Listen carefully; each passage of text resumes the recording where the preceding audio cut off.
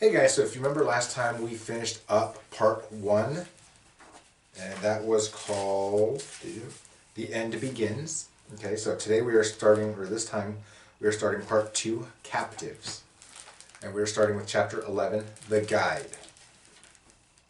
In my mind, I was moving, but I could not move.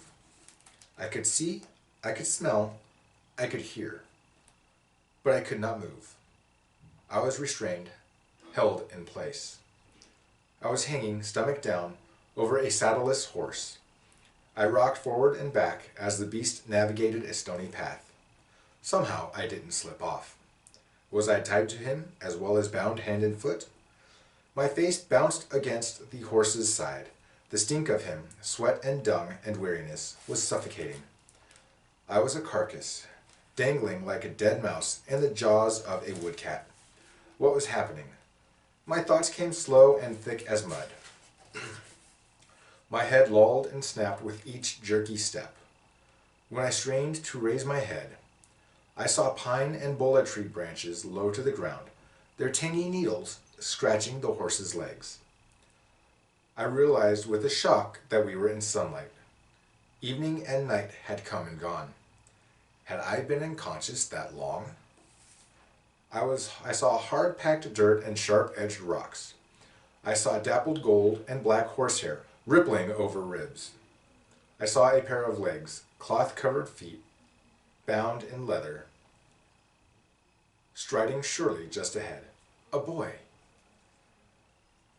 I remembered him, at least I thought I did. The boy, the poacher's guide. Memories assaulted me. Poachers and arrows, water and terror.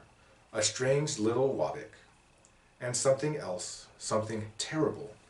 So terrible, my mind shut down. The guide murmured softly, and the horse halted. With his hand on my shoulder, the guide steadied me. He lifted me up a little in order to see my face. High above me, light stabbed through the thick overhang of branches. I felt it on my back. I saw the short noon shadows it cast. I twisted my throbbing head and saw the rope holding me in place, the fat knot. I turned my head the other way. I saw the horse's ears twitching. His mane was a tangle of shimmering gold and black. The guide put a water skin to my mouth, just a bit to wet my lips. But I couldn't swallow well at that angle. Gently, he wiped away the drops slipping down my cheek. Cupping his hand, he poured water into it, and I lapped like a dog. I was desperately thirsty. If you're awake, we need to get that arrowhead out of your side, he said. He spoke the common tongue, the speech of traders and travelers. It's a mixture of words and phrases from a dozen different languages. Dalentor had taught us pups how to speak it fluently, though among pack members we spoke only Darnish. The poison has worn off, and I suppose the numbing effect as well. He was right. I felt the barbed tines, sharply cold, and a dull ache. The impact had bruised me as well as penetrated my flesh. The guide jerked his head right, left. He was taking in threats, listening intently. Sniffing the wind with his feeble human nose. He lifted me, grunting at my weight, and set me down against a mossy hillock, in the shade of a generous elm. I dared to look down at my side. The arrow's shaft had been cut away, leaving only a few inches. Blood, once glistening pearl, was now crusting brown. I looked at the guide, trying to search his eyes, to understand. I racked my fuzzy memory for all I knew of humans, all I had heard in poems and lessons from my... It came at me, like a boulder down a mountain, and I could not flee the knowledge. My mother, my father, my brothers, my sisters. I remembered the rest. The burning Mirabear hive, the soldiers and their spears. I remembered it all. I closed my eyes and heard the screams. I smelled brackish blood, steel and iron, sword and armor. I saw a spear poking at the dead bodies, the pitiful dead piles of fur. A terrible rage grew within me. I wanted to hurt someone. I wanted to hurt this boy. I wanted to tear his flesh apart with my teeth. I wanted him to bleed like my family had bled. I won't lie to you, he said. This will hurt. Good, let it hurt, I thought. Let me feel actual physical pain. The guide gathered dry twigs and a handful of dead grass. He drew out his tinderbox and struck flint to iron. The sparks touched the grass and smoke curled. I couldn't start a fire at night, he explained. His voice was strange. It was two voices. One was gruff, baritone, but beneath that, as if concealed, was a second, softer voice. We won't make much smoke, and the angle of the sun will blind anyone pursuing us. He drew a knife. I drew a sharp breath, but he didn't stab me. He held the knife blade over the fire. The were women say a hot knife heals better, he said. I didn't care. I didn't want to heal. I wanted to kill, or to die.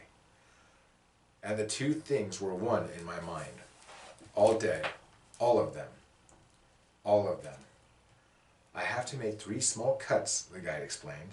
I heard his words, but they were just empty noise. My family, my pack, all dead. The blade burned as it pierced my skin, and I couldn't help flinching. Luckily, the guide's hand was swift and sure. The pain went deep, but I did not scream. I would never be weak for this human. The second cut was worse. I had to grit my teeth until I feared they would crack. The third cut was easier to endure. I was adjusting to the pain. It was nothing compared to the pain inside me. I have to wiggle the arrow a bit, said the guide, to get it out. He did, and it hurt, but he was able to remove the arrow quickly. He cut the arrowhead from the broken shaft, wiped off my blood, and dropped the point into a pouch on the side of his quiver.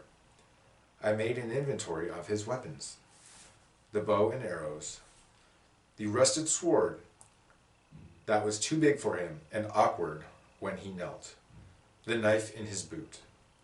The guide opened a leather pouch on his belt and drew out a crushed green leaf. He placed it over the wound in my side. Hard to keep in place on fur, but it will help the healing, he said. He tied it in place with a long rag wound around my chest. I was aiming for your leg, but you moved at the last minute, he added, as if by way of apology. I wish you'd hit my heart dead on, I murmured, surprised to find myself capable of forming words. At least I'd be with the others where I belong. The guide gazed at me. They were the first words I'd spoken to him, and he seemed to be debating how to answer. I'm glad you survived, he said at last. I looked away. I am not. With a sigh, the guide kicked the fire apart, scuffing dirt over it.